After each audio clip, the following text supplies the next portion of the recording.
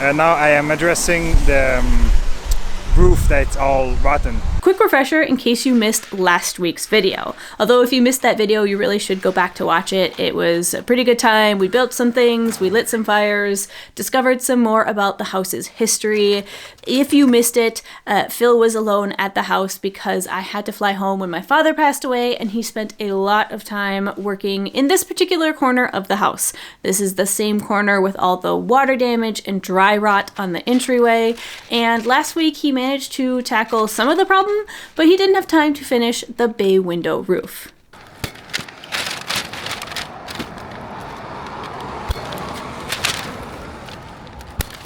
So I put some Tyvek on there, not the right material, temporary solution. I stapled it everywhere, but by experience, I know that the staples won't last. So I took some measurements. I'm gonna go cut some furring strips to screw them into place and really lock things down, so it's not gonna fly away next time it winds a little bit. So let's go cut some wood.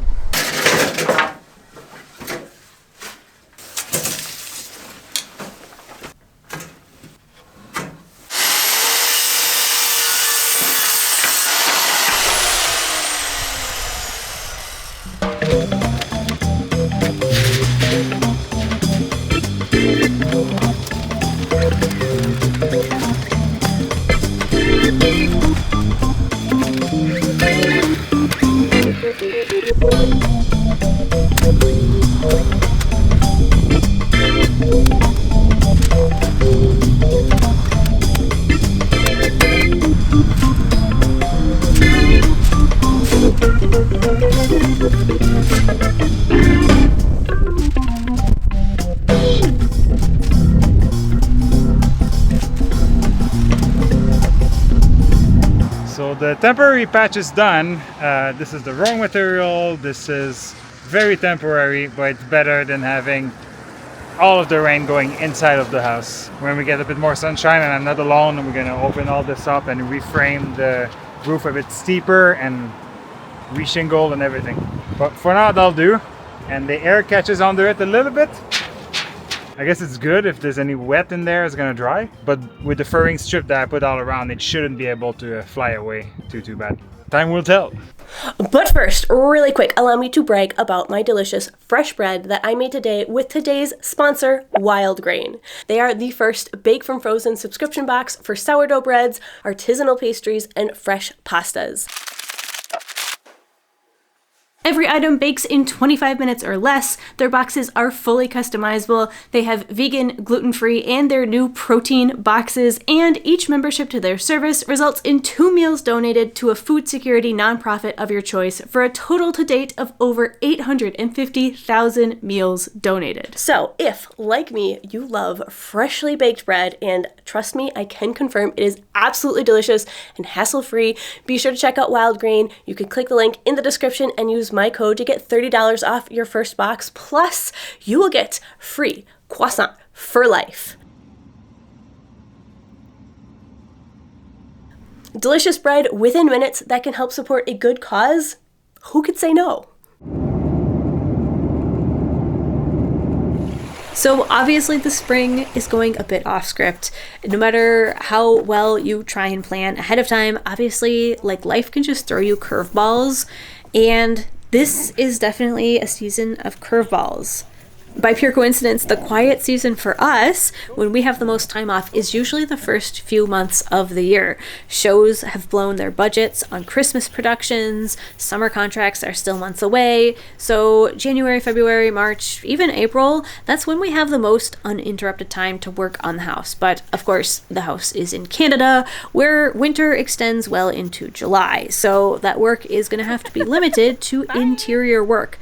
But then, of course, there's this tension between the fact that we can only work inside, but what the house most needs is a new roof, it needs attention to the foundation, it needs some TLC on the exterior facade, and like that just gets tricky to begin with. And then throw in repeated trips to the airport for family emergencies, that starts to eat up a lot of that time, and it does end up feeling like we're not making as much progress as we'd like to, which is something that I don't personally mind. Like, I was always in this for the long haul. I grew up in an old home fixer-upper with parents who worked regular full-time jobs and worked on the house only on the weekends. So I'm aware that work is slow. Progress is ongoing. It is not a race to the finish line.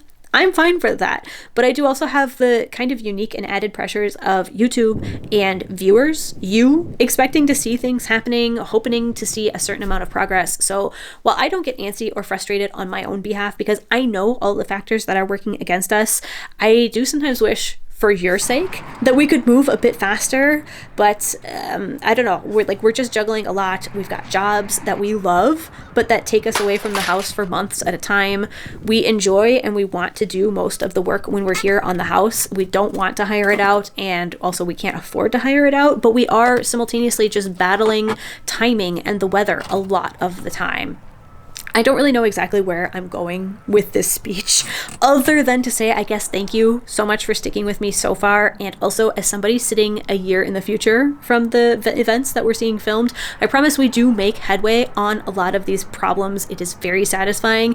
It's just, it's real life headway on real life timelines, not HGTV timelines, because unfortunately, I don't have an HGTV budget, much to my regret some days. So thank you very much. You can see the flashing here is cracked, so water can get into this and run behind everything and drop in the wall and in the entryway. Now, sitting here watching this footage back, I do dearly wish that we had been in a position to carefully remove these shakes, that we had taken our time and saved them so that we can reuse them, because they were still in excellent condition, but unfortunately, that was not possible. Or at least, we didn't think it was going to be possible when we started this whole thing. Wow, they're really thin. At the top, yeah. They're tapering nothing at the top.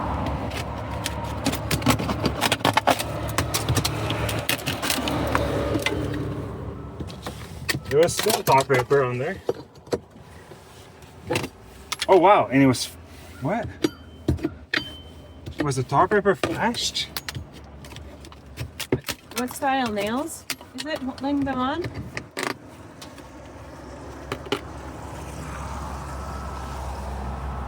That's the thing, I can't see. I think they're cut nails, tiny cut nails. Yeah, they're tiny cut nails. Okay, so yeah, those are the original.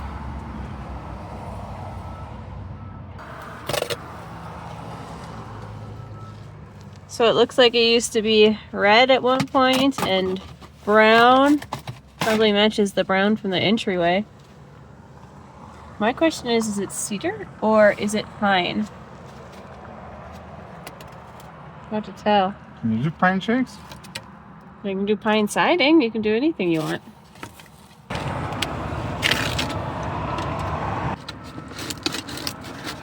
Would be interesting to see if the next layer down is like Yeah, that too. they were nailed in the corner here.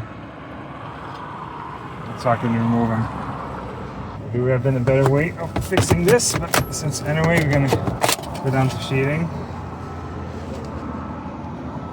In good condition overall.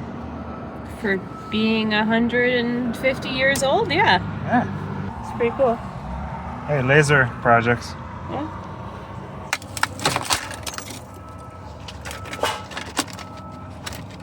Oh, this nail was holding the flashing. And that's a cut nail. This flashing is OG. It can't be. It was true. The fuck? And what, they just, whoever installed the shingles, just installed the shingles around the original flashing? Could be. Yeah, the flashing was there. It could have just insert. I That would want more explain why proof. these are so old. Yeah. I want more proof. Find more nails. Nails in the flashing, I mean. Cut. Those behind the cedar. No way, Jose. That's wild. That's some old flashing. No wonder the bottom has rusted out, and even here you can see on this side, you can see the nail is square. Oh yeah. The original nail holding this there was square, and then they added, when they redid the roof, as some, of course, passed in there too. Yeah. So this, friends, is step flashing. It's these L-shaped pieces of metal that sit against the wall and under the shingles, and they prevent the water from going behind them and reaching the interior of the structure. Or at least, that's what they're supposed to be doing. Oh yeah, look how damaged that... Wait, hold that one up again so we can see the light through it. Look how damaged that is. No wonder we have water problems. Just went right through there. So we worked our way down the roof, removing all the old flashing, and then it was time for the power tools.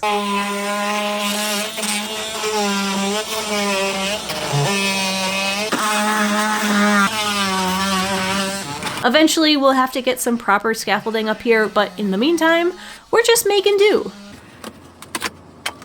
Zero dexterity with these gloves.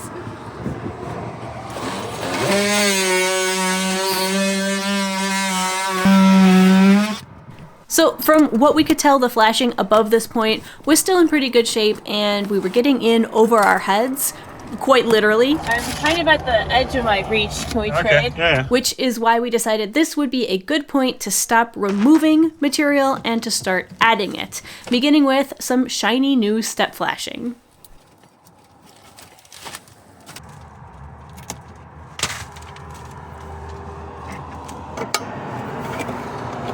I think that wants to turn left. I think it wants to turn left too.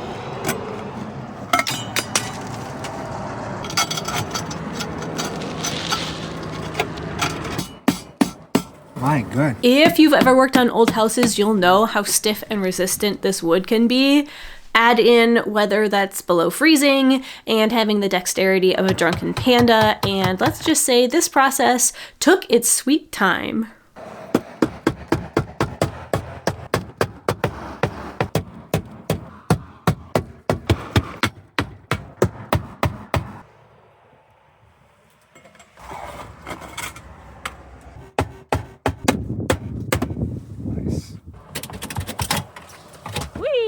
Okay, I take it back. Apparently we are removing all the siding off of this section. Who knew?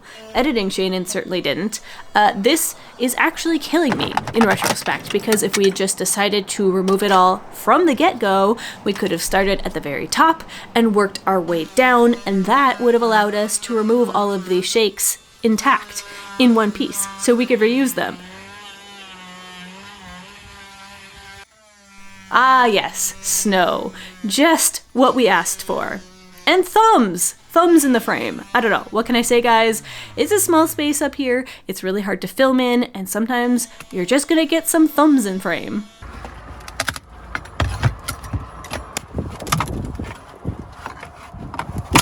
Oh look, we got a bit of green. It's hard to tell what layer that is though. We saw green and like tan layers in the entryway. This is the same green as the entryway. Yeah. It's still snowing. Ridiculous. Snowing, but it's going to be raining and +4 later today. True. Should I run down and get the tie back? I think that might officially be my least favorite sound in the whole world. The sound of tie back.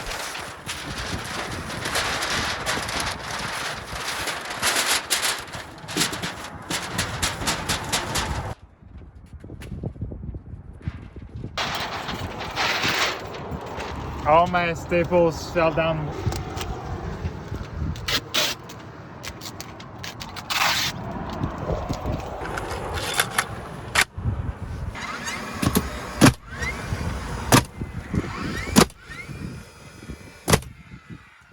It ain't beautiful, but it's an improvement.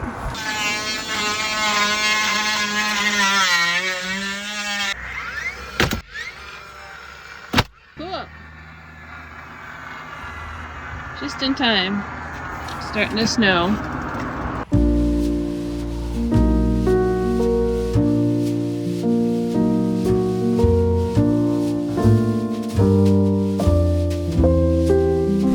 so we have a foundation guy coming out to the house today. So you'll hopefully remember that we spent some time a few weeks ago cleaning out the basement, getting rid of the oil tank that was down there, and just cleaning out all the dirt and debris and bricks that were in front of the one remaining section of the back wall that doesn't have a French drain because the foundation is a bit in questionable shape right there. And this is actually our third foundation guy who's gonna come out and take a look at the house since I bought it. So the first guy, honestly, it's a bit of a Goldilocks situation. The first guy walked around, took a look at it and said, oh, this is way too big of a job. I don't handle this. You should call this other guy.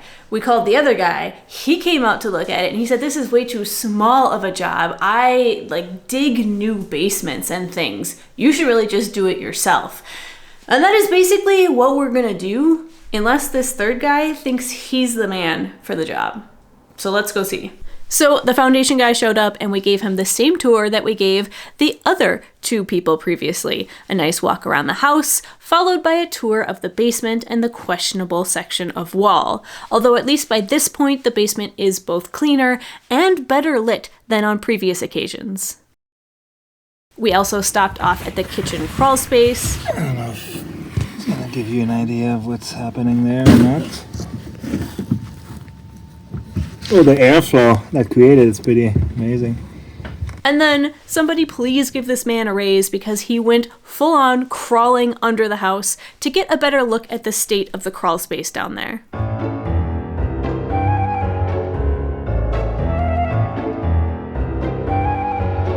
And the verdict? The goal is to make it, to do as little work as we can. Make it sound with little work, right? But proper. Yeah, we can certainly help you with the membrane, with like a vapor barrier down there. What about foundation work?